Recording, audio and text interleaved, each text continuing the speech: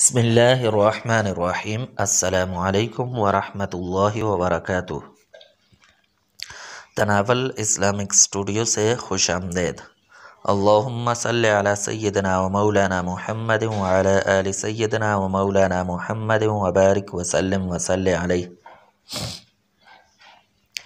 معزز خواتین و حضرات، آج ہم جو وظیفہ لے کر حاضر ہوئے ہیں وہ خواتین کے لیے اسپیشل وظیفہ ہے، خاص وظیفہ ہے، اور مرد حضرات کے لیے بھی یہ وظیفہ ہو سکتا ہے۔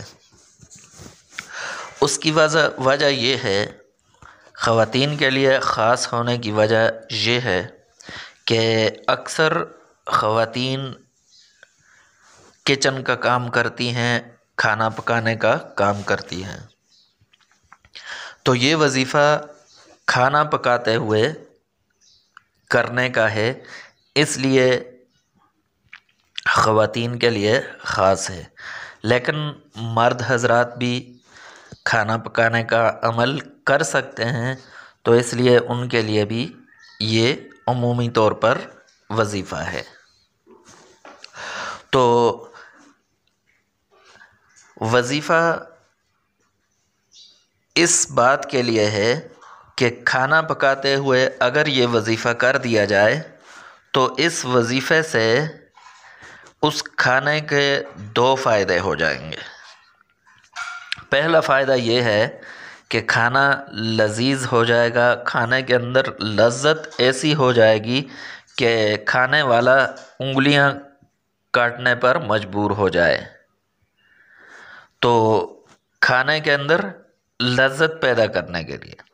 اور دوسرا یہ ہے کہ کوئی بیماری ہے تو بیماروں کے لیے یہ کھانا شفا کا ذریعہ بن جائے گا، تو اس لیے بہت ہی اہم وظیفہ ہے، اسے لازمی کریں۔